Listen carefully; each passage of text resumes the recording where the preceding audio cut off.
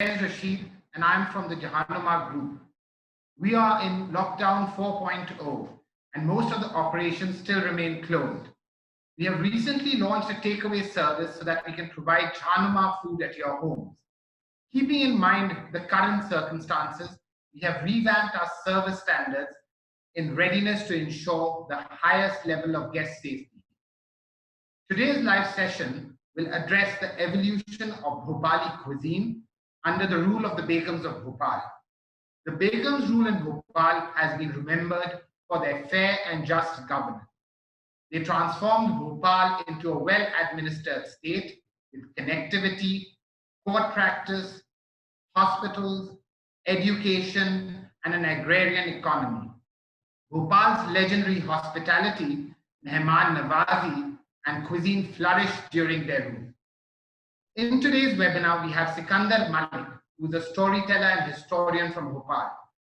He will address the evolution of cuisine under the rule of Begums. We have Nilofar Khan, who is a special guest, who is a part of the royal family of Bhopal. She will share her growing up experiences in Bhopal and its cuisine. Finally, we have Jeevan Singh, the executive chef of Jahannama Palace, who will do a live cooking demonstration of the Bhopali Rizala, a signature dish from the kitchen of Shah Jahan Begum. On behalf of the Jahannama Group, I would like to thank you all for joining the webinar on Bhopali cuisine. During the global crisis, the service industry is severely affected, and we are looking at different ways of engaging with our guests. We look forward to your support, patience, and perseverance in continuing to deliver world-class hospitality. Over to you, Sikandar. Good evening, everybody. Thank you for joining in for the webinar. And I'm here talking about my city and its food and the flavors that we deliver. So, as Faiz has introduced me, my name is Sikandar Malik. I've grown up in Bhopal. It's been almost 23 years since I've been head over heels in love with my city and its history, its people. It's a beautiful experience which has led to great memories, associations, and yes, knowing the city very well. Bhopal to me is like a fairy tale. And this fairy tale is set in a beautiful geographical location where we have nature in abundance. There's plenty of water, a lot of greenery, beautiful jungles. And if you look at life in Bhopal, it's like, it's full of medieval pleasures in modern time, intricately woven together into one. And it makes me proud also to associate with Bhopal because it it is an oasis of womanhood, which has taken shape because our women, my mothers, my foremothers, my grandmothers. There are plenty of women in my life, and I love them all. And this is their story. So our food and our women, from my sisters to my friends, to all the Begums, and to everyone out there, a big kiss to all of you before I start. And and so here, when we talk about Bhopal, Bhopal is basically a city, which is having a radius of 25 square kilometers. Then you have a lot of water bodies here. Then there are 7 hills on which precisely the city has taken shape, and it's extending every day, many folds with people coming into the city. Bhopal also, gives you a lot of opportunity in exploring things related to leisure, history, and tourism. And the most amazing fact, I think we are a unique city which has two World Heritage sites, in close proximity, a driving distance from Bhopal in opposite directions, like the Bhimbetka Caves and the Sanchi Stupa. And our history has been overshadowed by events in the past, but the thing is that this place is a story which is revealed through the princely fervor that is known for the Nawabs and their families. But the most amazing part here are the Begums of Bhopal. So Bhopal today is a city, but uh, 70 odd years ago it was a princely state with the same name that was founded in around 1721 by an Afghan adventurer, Dost Muhammad Khan. And it is his 13 generations who created history of 240 years. Out of those 240 years, 107 years of rule belong to those ladies, four successive women rulers, one after the other, who were mother daughters. And it is these the Begums, they were called, the first one was called Qudsiya, who ruled from, 1819 to 1834. Briefly, her son-in-law rules till 1837. Then her daughter comes to the throne, called Sikandar Begum, who takes it over from 1837 to 1868. 1868, upon her death, her daughter Shah Jahan Begum takes over, and she rules till 1901 and dies the same year when Queen Victoria died. And then her daughter takes over. If you look at her portrait, Sultan Jahan Begum, she would be, most of the times, my people and visitors and all the listeners say that she's dressed up like Queen Victoria. And you can see the sense of authority, on their faces, in their dressing, in their doing. And you can make out that they all know and very well knew that how to get their work done. And it is that very ability, the autocratic, free, and the air of freedom in Bhopal with women made them what they are, and their influence came down. So these talk about Begums of Bhopal. These and the Begum, Sultan Jahan Begum, the fourth one, had sons after four generations. So after her came the last Nawab, and then everything finished. So Bhopal state, reflects the adeptness and the apt management of women, and it was more or less because they are very good managers, and these women were precisely managing a well, adjustable and flexible kitchen. So Bhopal state running its administration were more or less like a managing a kitchen with only two ministers, where in India you had, Maharajas having plethora of people in the court, and there were courtiers and there were minister for everything. But here our women were only managing it with two ministers. And then for 107 years of the total princely history of Bhopal, which is of 240 years, the governance was very fair. There were no hard feelings, no communal riots. The most amazing thing is associated with this holy month of Ramadan that's going on. The first ferry for Ramzan, which is the pre-dawn meal, is sent by a Hindu to the mosque. And we celebrated their festivals equally. There was no hard feeling, no single riot. Lovely thing. So they gave us a syncretic culture. They gave us a cosmopolitan populace when people like the descendants of Louis XIV of France, descending from the Constable of France, settled in Bhopal, and they identified themselves as the Bourbons of Bhopal. There were people coming from Turkey, there were people coming from Persia. A lot of people have united here. It's a city full of stories. It's a museum of mankind, as I say, living museum. And anybody who wants to experience how it feels like to be in a place where people from different backgrounds, walks of life, and influences come together, it's certainly this place. So coming back to my ladies, they were progressive. Their policy showed that development stands for what, and I really like one act of theirs. They know how to get a cheap thing look expensive. Like whatever they did, as women are. So they did it with such a precision that nobody could actually account the price, and they would do things which were actually cheaper but looked so good, and its rendering made magic. And I'm not the first one to be in awe. The Prince of Wales, Edward VIII, when he came to Bhopal in 1922, in his speech he says, I felt like as if I'm a part of Arabian Nights setting, because here is a court, there's a woman who's ruling, there are men who are courtiers, there are male performers, and she's holding a very strong position. She's a monarch, yeah, more or less, and she has full authority. And the only thing he was disappointed was that the Begum was totally covered in parda tip to toe, and she couldn't have the toast. So it was her son, the egalitarian and the more Anglophile one, General Ubaidullah Khan, who we associate to the creation of the Januma Palace, was the one who took care of hosting dinners and raising toast in the name of the king and the queen. So our Begums gave us the social, political, and economic standing within India amongst the princely state, and we were a very progressive princely state with hospitals, colleges, infrastructure, administration, and everything. And this entire story about these women starts when in around 1806, a wedding takes place in the Bhopal royal family to unite the two branches, and this happens usually when there are two factions. So a prenup was signed two people were brought in together. The groom was called Nazar, the girl was called Boharara. A house was built for them in a garden. The garden was called Nazar Bagh. The girl, as she was called Boharara, the palace built in the garden was known as Gohar Mahal, and that's where they lived. But this guy who was going out and meeting people on behalf of the family and was the head of the family and the ruler of Bhopal, signed a subsidiary alliance with the British government, allowing them to be stationed in the state.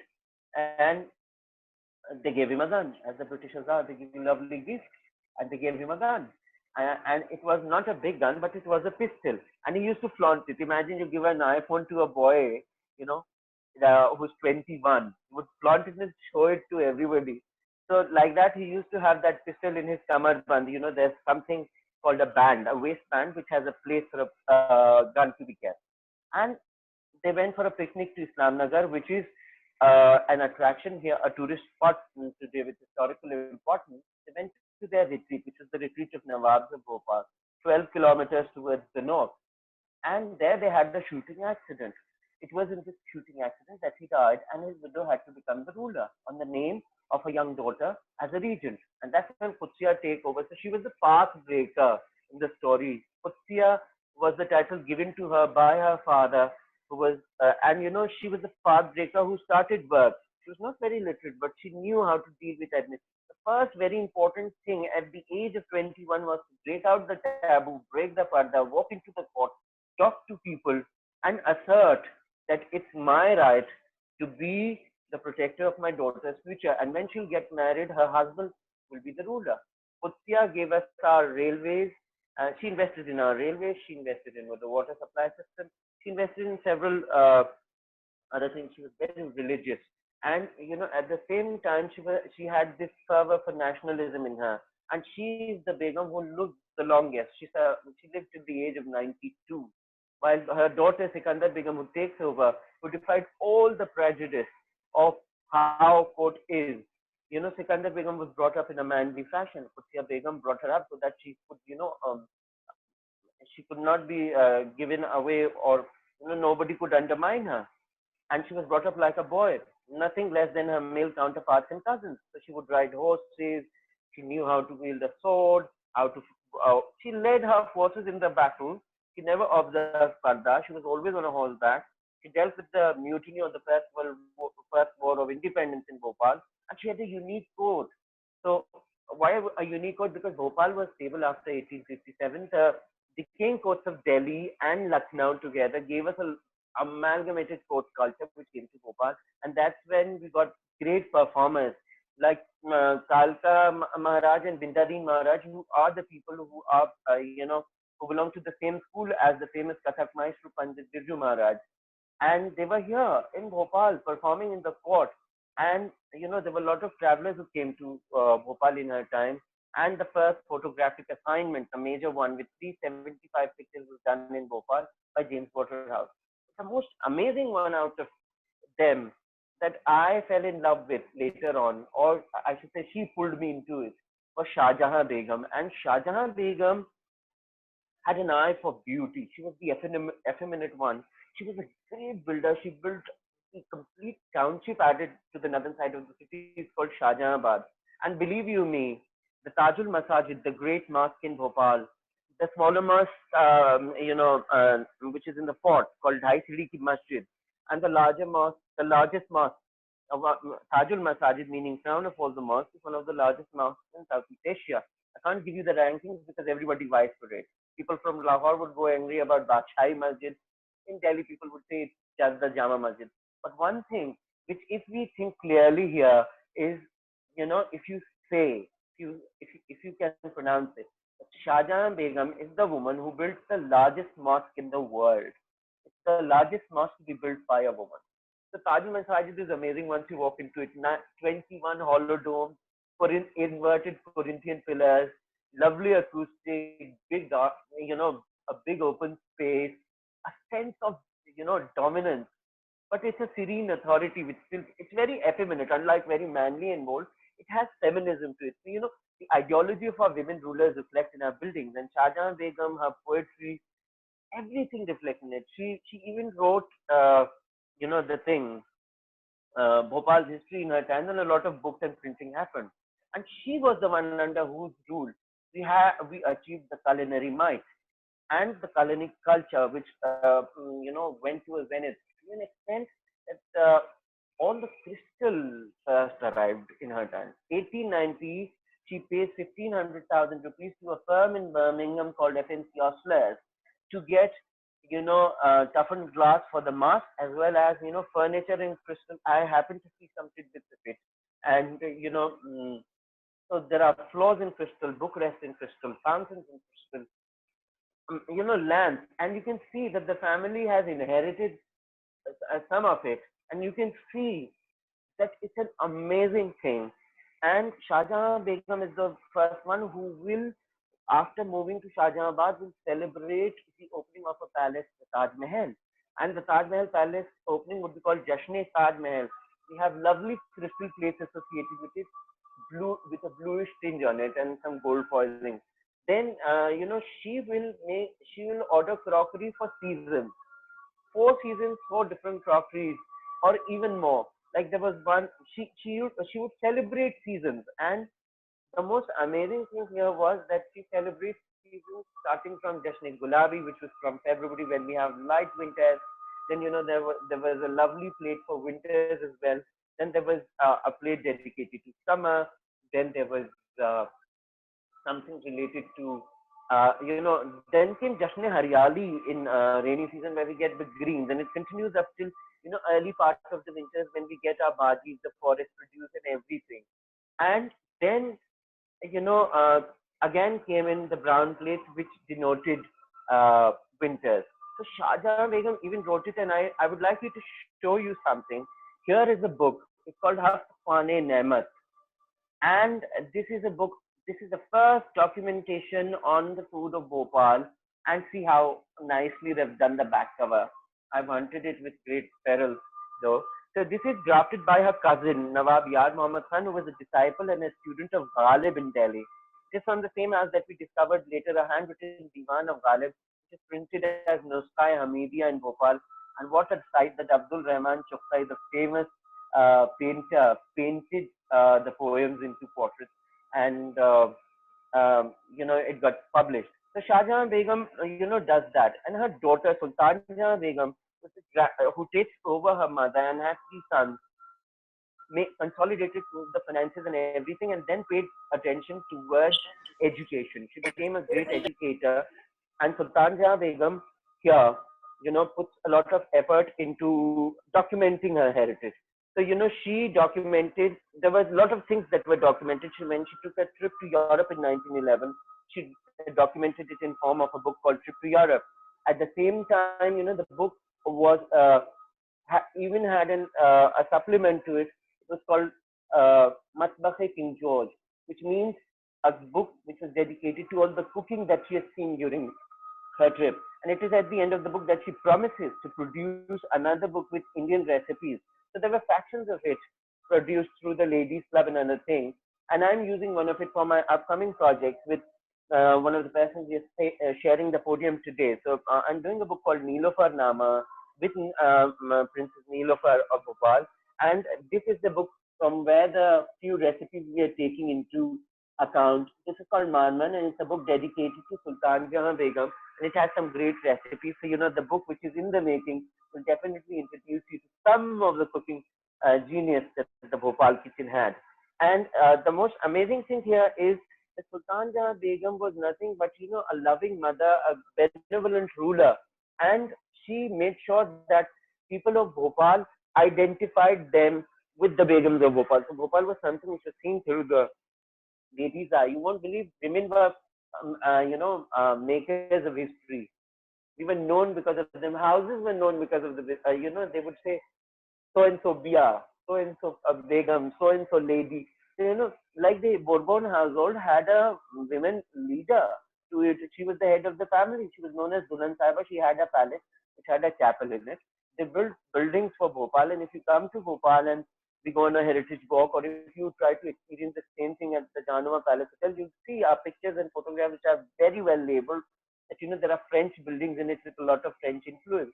And you'll see a building which is like Notre Dame in Bhopal, and it's called Shaukat Mahal. And the people in Shaukat Mahal are much more interesting than Shaukat Mahal, the way it looks. So, you know, our identity is because of our women, and men were doing what? They became the storytellers. So they are the ones sitting quietly and, just making, and it's still happening. We are a medieval town in modern times, and I'm promising you the same experience when you come and walk through the city of Bhopal. And similarly, in times of the Begum, as I said, a lot of people came to Bhopal, so there's a lot of influence. A lot of things come from nature. We have manipulated our nature and have utilized the produce. Unlike cleaning the nature while settling in the city, we got absorbed with it and assimilated it in our life. So the greens have given us something, the forest produce has given us something, the lakes have given us something, the rivers have given us something, fishes prominently, and the Bhopal royal family insignia also has two fishes in it to symbolize our women and our lakes. And it's lovely to look at. It's called Mahi Maratib, the dignity of fish. Also, it gives Bhopal also has a lot of fertile land, so we had a lot of rice and wheat and several things, and gram for that matter. And our bhajis, the bhajis have been done very nicely. So Qudsiya gave us delicacy. If I talk in terms of food, in terms of Qudsiya Begum, she used to eat a kebab made out of a Hazari Murga. Hazari Murg is, 100 chickens put together, roasted and done something like that. And finally, they get into a kebab. A wedding feast also gets a prominent reference in the culinary history. In terms of Sikandar Begum, the more of a game, the Pathan instinct came up, and she set up new rules, like, chasing the animal on foot.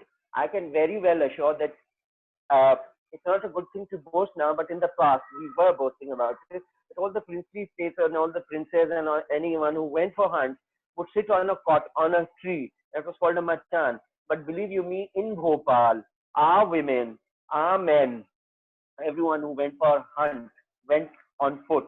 And this only happens in Bhopal. And when somebody asked Sikandar Begum, why are you giving this new tradition to the city? She would say, I want the beast to have an equal and a fair chance. So, you actually get it in writing. General Ubaidullah Khan, when he drafts the entire biography of the Begum, we have the original manuscript in the Shamla Palace with us, and you can see that, oh my God, that's where the references are coming from. So Sikandar Begum gave us new rules and new dishes which had, quick meat, minced meat like filfora. It had biltongs called labiri, and that would turn into keema or pasandas or, stuff. Shah Jahan Begum's Jashan, as I told you, the celebrations that she did. Jashan means celebration. She did, and her cutlery and crockery is amazing. So Shah Jahan Begum's documentation is nice, and her sons have been doing it quite well. The Shamla family, which runs the Januma Palace itself, the last big thing in the princely manner, as I can say, was giving away the Princess of Bhopal in 1933, and everything was organized at the Januma Palace. And an at-home was given to Prince Saidul Zafar Khan in the year 1936. I'll show you the card before we finish the talk this afternoon. So, no recent endeavors have been taken to document it, and there are misconceptions. I have given you enough detail, but I think it's time to meet somebody special, somebody from the family. I introduce you to Niloufar Bia, Niloufar Rashid Zafar Khan, who is from the family, and she'll tell you more about how it all happened in the house of Bhopal. Over to you, Niloufar Bia. Good evening, everybody. I'm Niloufar Rashid Zafar Khan, and I've been designing traditional clothes Indian clothes for the last 40 years. I go behind the label of Niloufars, and I also have a great passion for cooking. I've always been fascinated by it. Since my childhood, I was often found in the kitchen, eagerly watching and tasting and enjoying the aromas of food. I guess it has been inherited from my favorite great-great-grandmother, Shah Jahan Begum. She was the most colorful Begum of them all. She loved clothes, food, and festivity.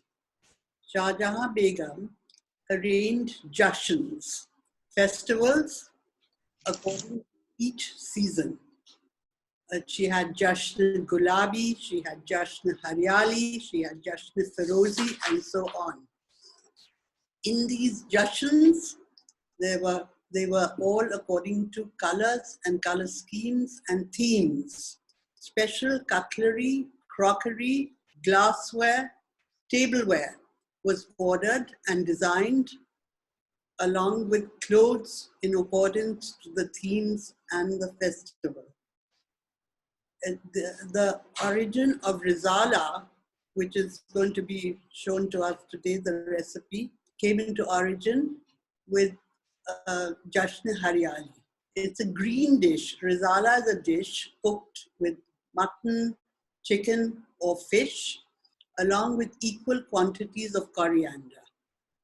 There were many other dishes that were served by the Begums, like yakhni pulao, besni machli, fish cooked with chickpeas, maash ki dal ka gosht, meat cooked with lentils, a variety of kebabs, pasandas, kormas, kaliyas.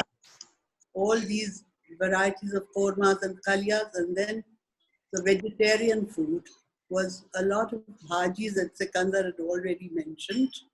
There was chane ki bhaji, which was chickpea greens, pulfa, cholai, pathar chata, which is another very unusual thing only found in Bhopal in the hilly areas when the monsoons break.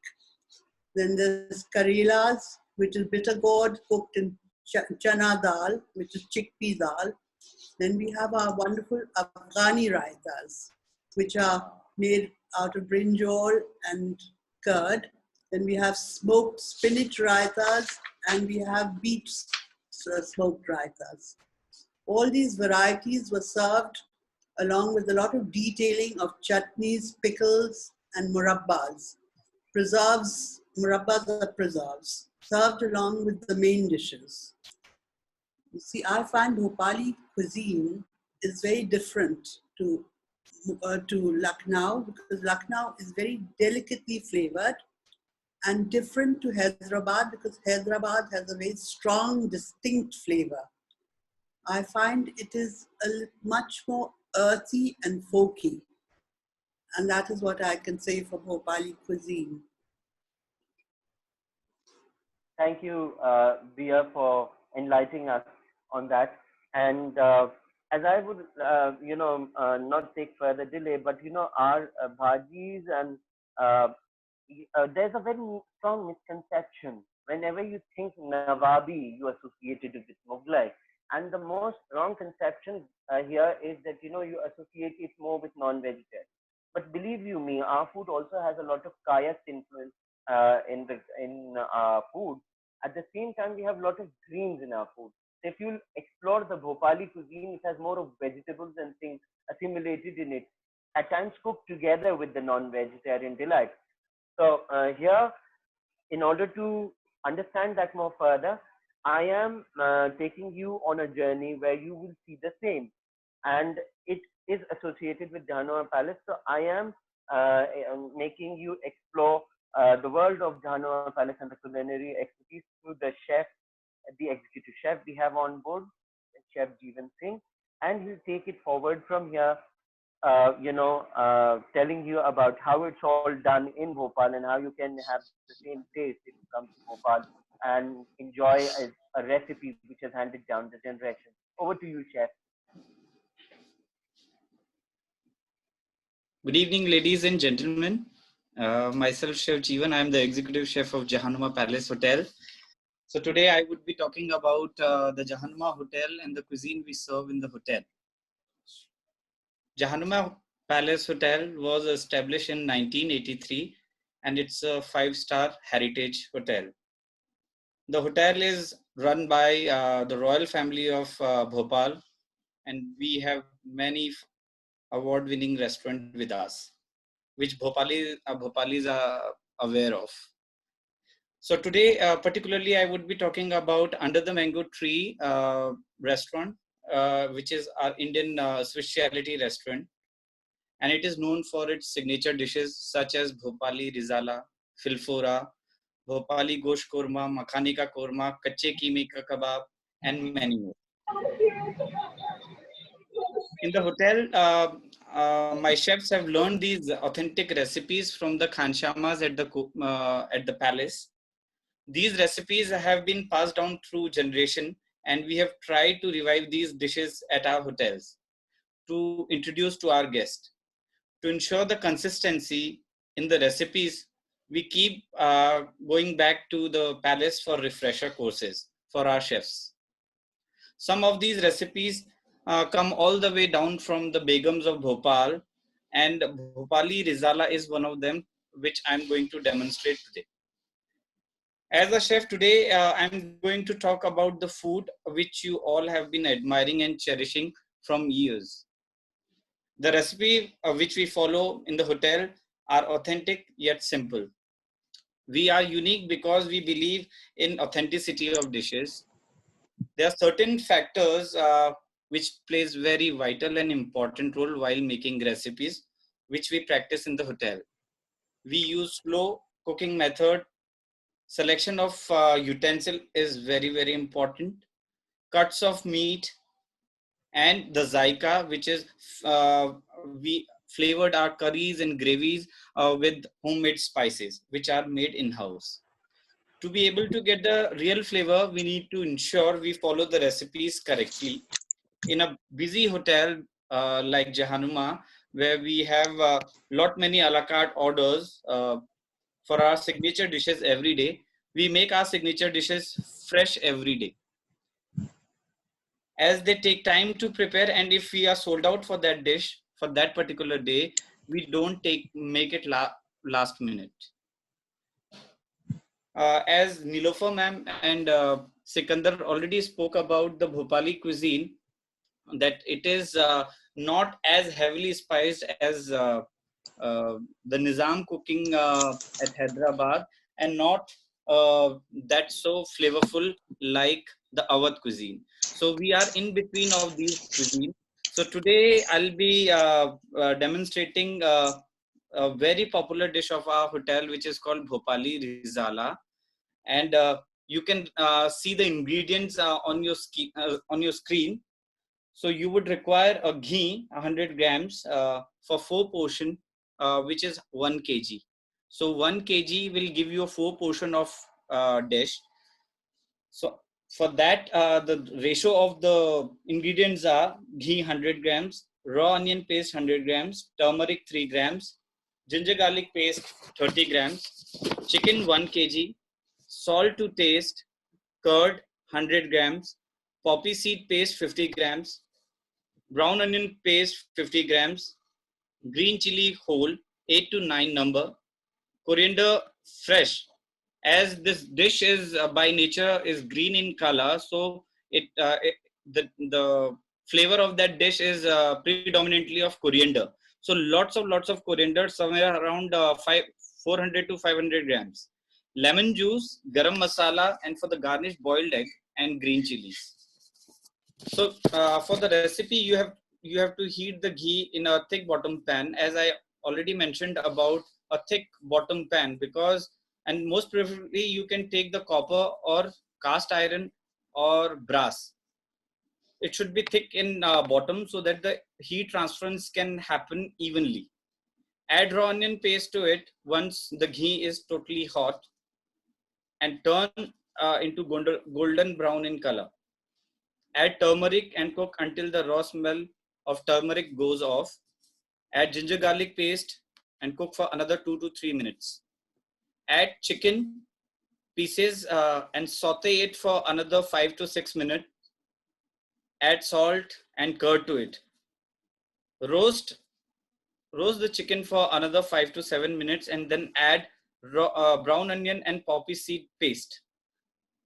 Add green chilies to it and cook it for another 5-7 minutes. And lastly, you have to add lots of coriander and cook the gravy for 10 to 15 minutes. Then before serving, you will have to squeeze lemon and garam masala powder and garnish the dish with boiled egg and green chilies.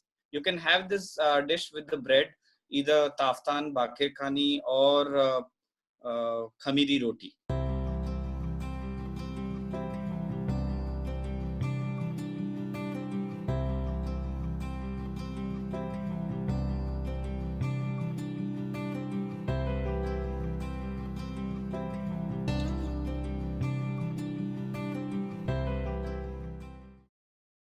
Namaste everyone. I hope you are doing well. Today I am going to demonstrate the signature recipe of our hotel, Murg Bhopali Rizala.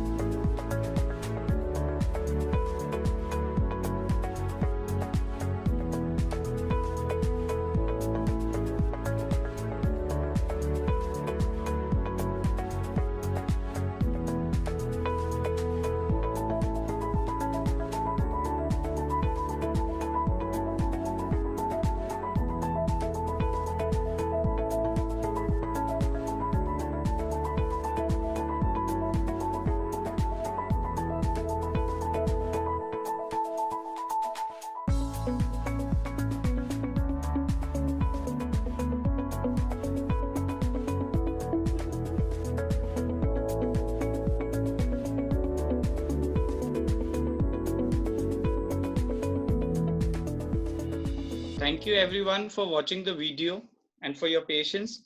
So there are certain chef's tips which everybody would want to know. So first is, while adding curd to the gravy, please reduce the flame and then add curd to the mixture. Otherwise, the curd will split. And the second is the amount of coriander, which I already mentioned. It requires lots of coriander. So don't add the coriander at one go. Add it step by step. So it will retain the color. Now over to Sikandar. That's the end of presentation from my side. Thank you very much, Chef. I believe it's mouth-watering, but I can't say mouth-watering because I'm fasting right now.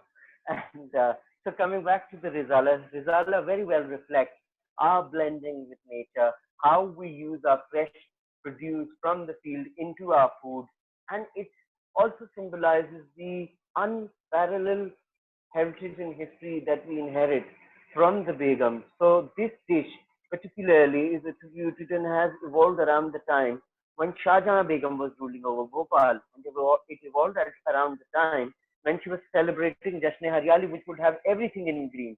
So imagine there would be chutneys in green, there was rizala in green, there was mint rice in green, there was raita in green, and there was lauki ka halwa in green.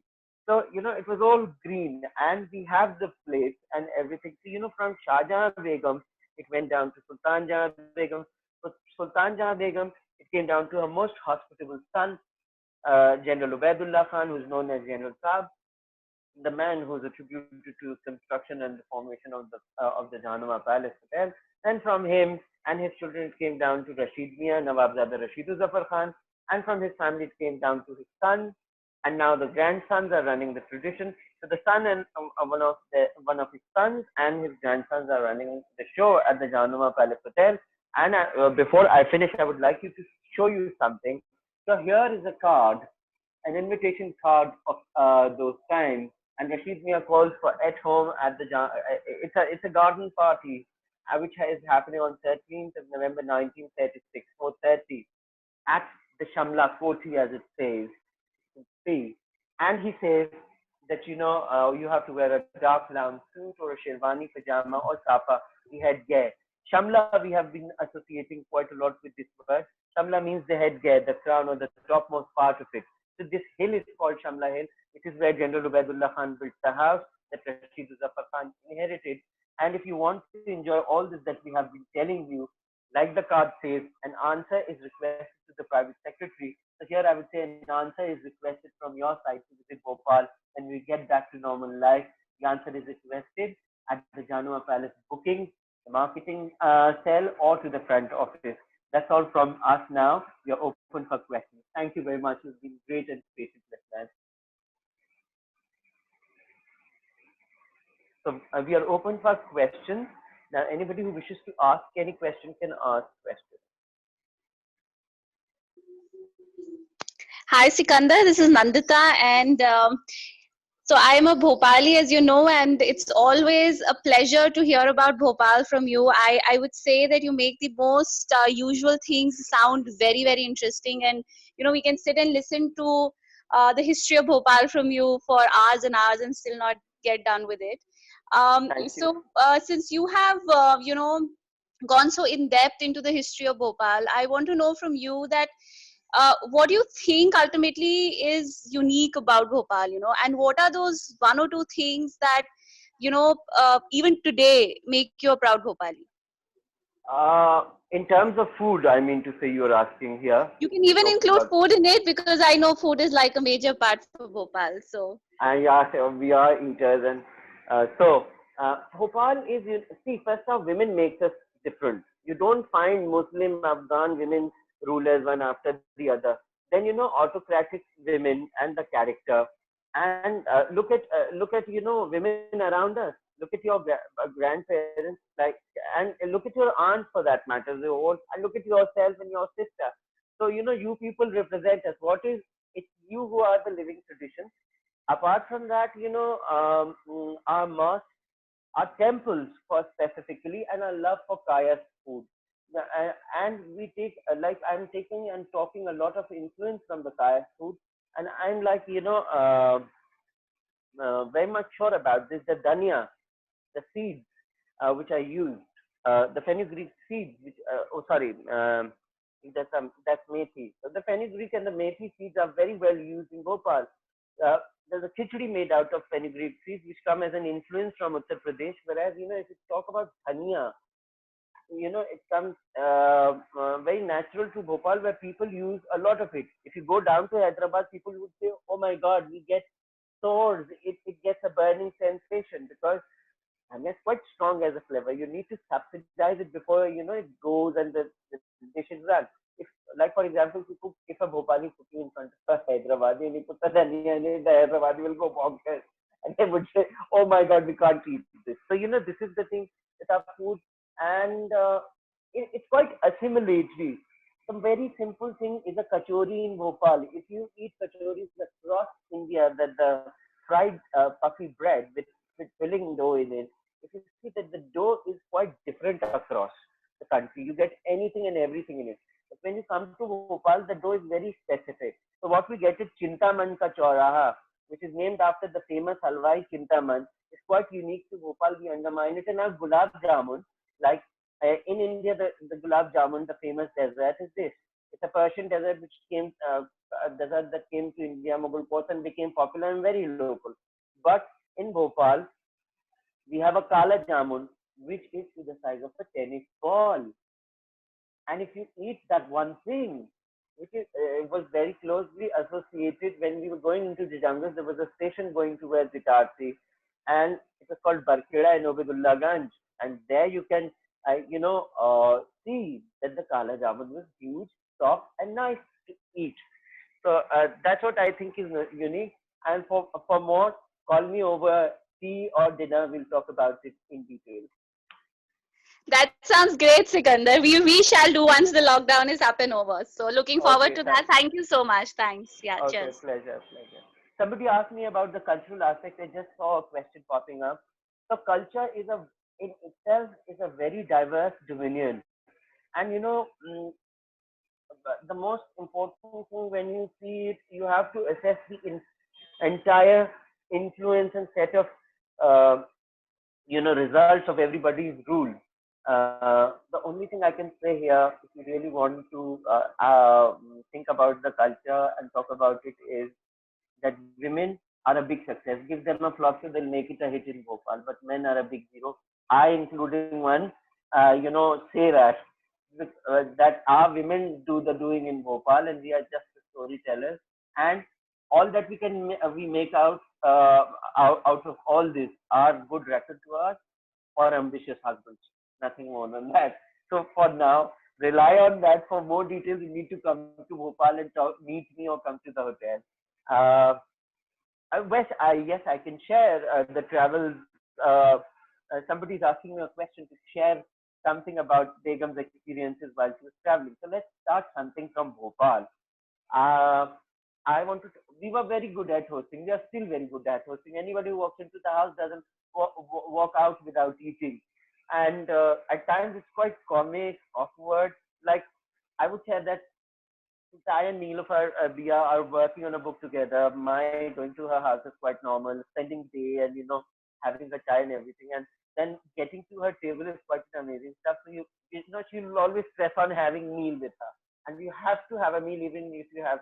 I'm usually a late, riser, so I get up late and then I have my brunch and then I head up to the courtyard and she would walk up to the table. We get to the table, there's something different to it which I'm not accustomed to, and she always make faces by looking at these things. And she would always connect me. Like there's something called Shaljam Ghosh, which is really like in Bhopal. They have a cousin who used to stay with them and was their father's companion. She said, Sikandar, you always make faces like Mammu Mia. He used to make the same face when he used to see the, Ghosh. So it's more or less like that.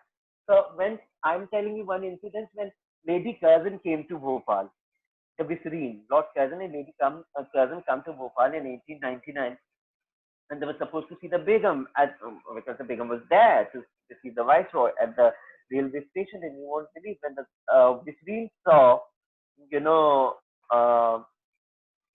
the Begum was in a black burqa. He never saw anything like that. So it was a tented thing with two eye holes. And imagine somebody European and you see something black approaching you with two eye holes. The Visri nearly fainted. She got unconscious. And later, when she saw the Begum, I have a letter from the Visri. She has given it in a book. It's called Lady Cousin in Real. So she says, I see the most amazing and pleasing face with two beautiful eyes the moment she lifts up the veil. But before that, was so scary to me that I almost lost my conscience. And for Sarkar Amma, the Begum of Bhopal, Nawab Sultan Jana Begum, when she went to trip to Europe, she had a great meeting with a lot of people. But the most amazing thing that happened later on when she goes to London in 1925-26 is that it was rumored that the Begum of Bhopal, she was eating the halal chicken, which is more or less like the kosher chicken. And the British people would have that the Begum is, eating live chicken. And then she couldn't find a burqa for herself in London because the coat would only come up to the knee and she wanted something with the ankle. So she took her dressing gown, embroidered it, and wore it.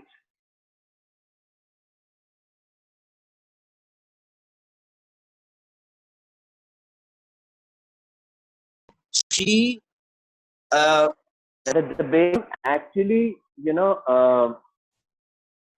told the British press to behave. And he said, you should be ashamed of yourself that a woman who's coming from a country which is having a different climate, she's 67 years old, she's lost her two sons, she wants to make a third son the ruler of her state, she's in a bad state, and you're making fun of her. You won't believe the entire press apologized.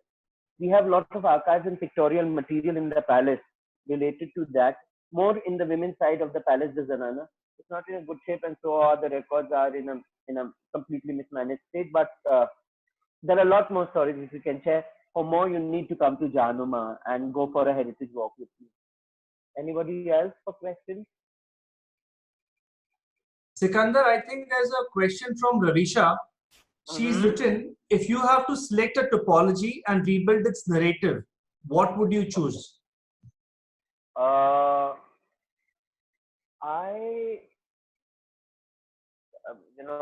I would choose something around a very strange question for me, because when you know too much, zeroing it down to a very particular thing is quite difficult. But I think I would build my narrative around the women, Bhopal as an oasis, and the women and the womenhood around it. It's simply plain. When world today is talking about women emancipation, progressive womenhood, we knew it beforehand. The first driving license of a woman that I saw was from 1926. The daughter of the Bhopal, gentry head, Saddam Mia, was one of famous Jagirdars. He had a daughter called Tawfiq Jahan, and I remember seeing her driving license, which dates back to 1926. Our princess Abida Sultan was heading the army. She was India's second woman to be a licensed pilot. Before the world, women were in the house and doing it. Our women were out and already been there and done that. So I cannot leave one woman and think of anything else. So my typology and the entire narrative would be built around my women. I think I have given a bit. All right.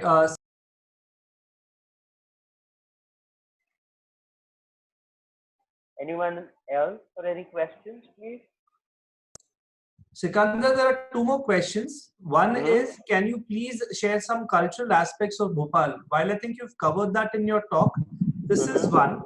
And the other one, I think, which you can interrelate, is any insights on how traditional food preparation and presentation has changed to modern day hotel food presentation? Well, after history, my very strong influence comes from cinema. I love cinema, and I remember again, it has something to do with Bhopal. So there was a film that Saif Ali Khan did where he's a chef, and he says, "What's the difference between a wife and a mistress? A wife is more like a regular meal that you have at home, and a mistress is something like you eat at a restaurant." The salam namaste that I'm quoting where he's a chef. So the presentation is more or less similar, but believe you me, our women leave no stone unturned. If you sit on a bastani now, let me tell you this: there's no dastarkhan in Bhopal. Hyderabad has dastarkhan, Lucknow has dastarkhan, but Bhopal doesn't have a dastarkhan. It has a long cloth. It's called bastani. Bastani is a Persian word which derives from the word basti, which means an entire colony or neighborhood. So Bhopal, being a very small princely state compared to Hyderabad or to what was Awadh, and we were Afghans, we were army people. So we had a complete cloth, very long, a bit narrower than the dastarkhan, and it was known as bastani. And when you sit on bastani, an entire basti can sit in it, an entire colony can sit in it. You can imagine how much the plethora of food and things would have been there. But the presentation equally matters. I guarantee you, when you go to any house in Bhopal, the women do it very well. And the only side that comes to my mind is the aloo gosht garnished with green coriander and the thing on top of it. Or if you're eating trotters, next to you would be bowls filled with long slips of ginger, garlic, green chilies, and lemon to squeeze and eat it. Or if you're eating bhajis, I certainly love methi ki bhaji in Bhopal because it only looks green and red. Red because of the red chilies in it, and green because of the color of the bhaji. And when you're eating at the hotel, we have to, make it more presentable because it's tasty when you eat, but it should be a delight to the eye. I remember somebody telling me that when we are doing the book, and somebody told me that you should use do such kind of photography for your book that your food should not look like dog food. It's coming from an Indian who's too British than the British, and she said this to me straight on face that Sikandar, when you're doing your food is good to taste, but most of the Indian food looks like dog food. I really felt bad because it all looks the same. There's no variety, there's no color.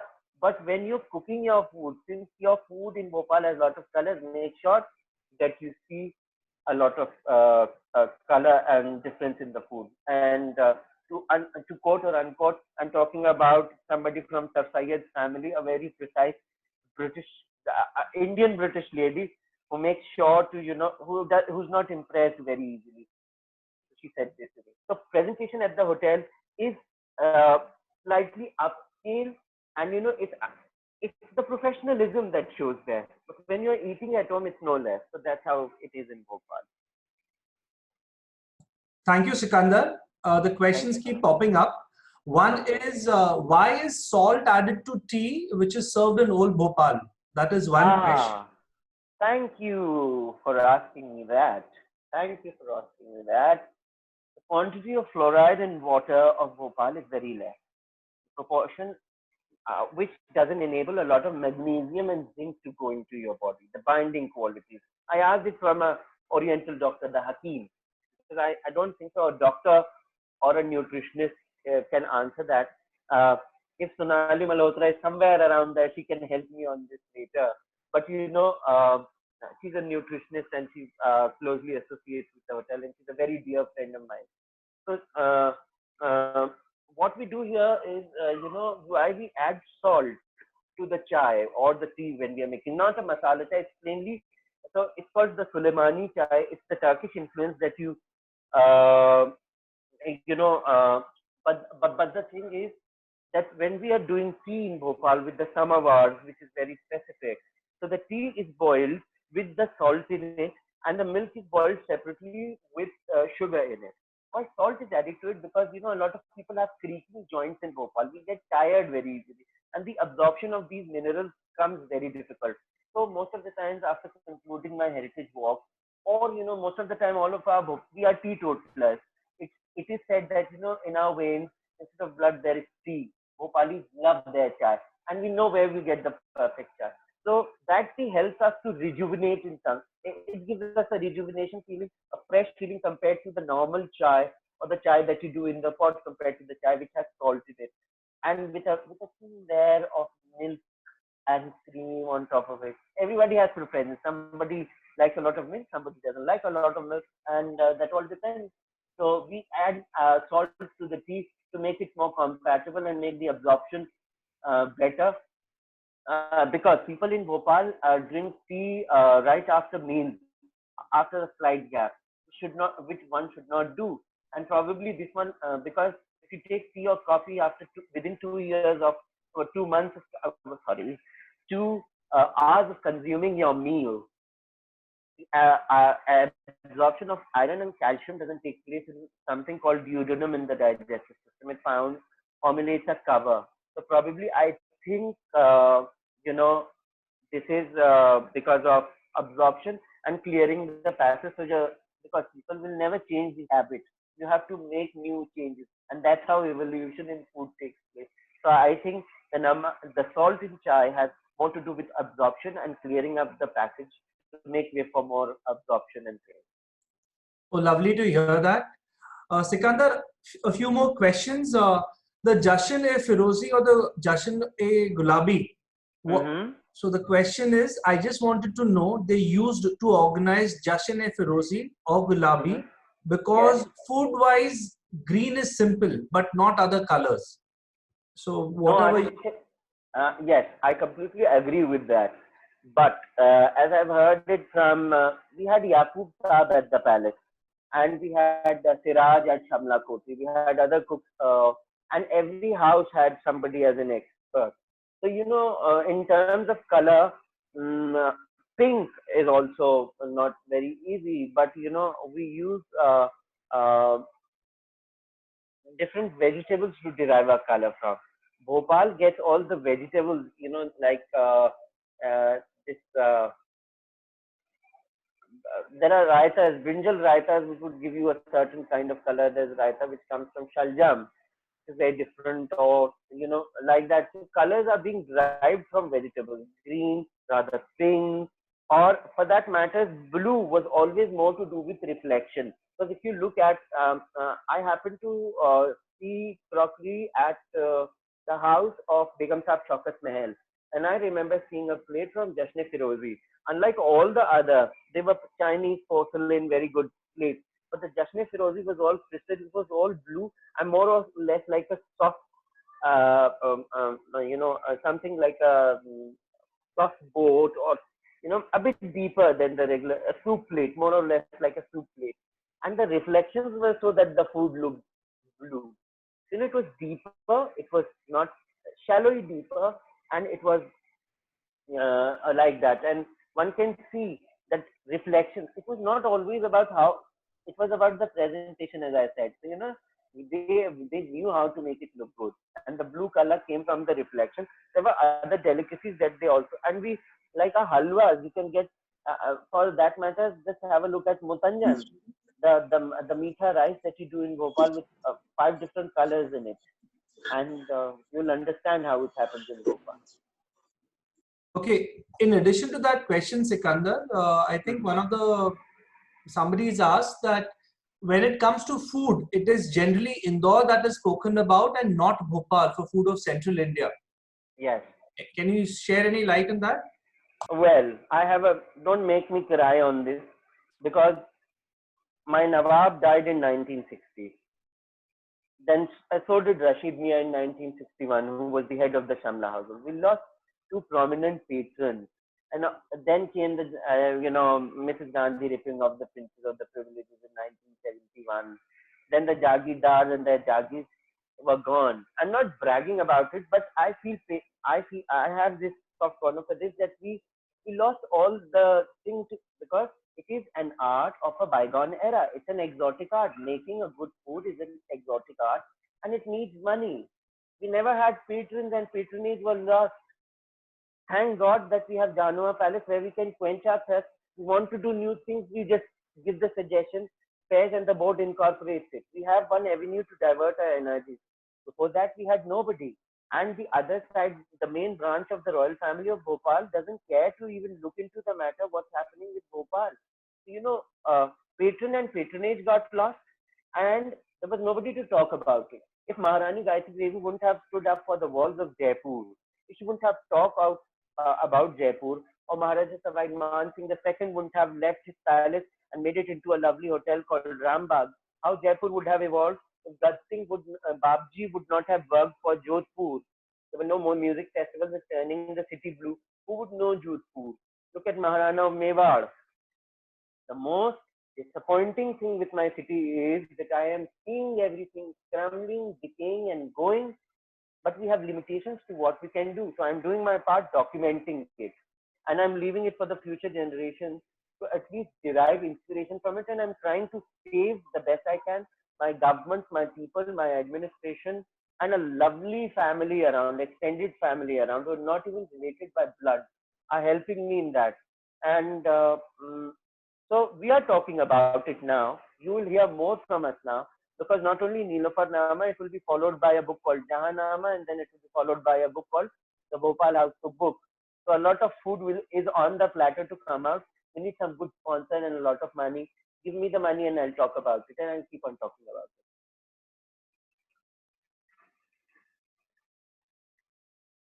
it. Any more questions? I think we are done. Gaurav? I don't think there are any more questions right now. Mr. Faiz, in case you'd like to have any closing remarks. Hope you all enjoyed the talk on the Begums and their cuisine.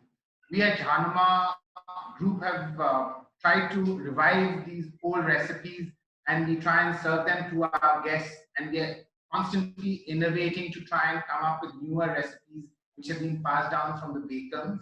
I would like to thank our speakers, Sikandar Malik, Nilofar Khan, and Jeevan Singh, for enlightening us on Bhopali cuisine.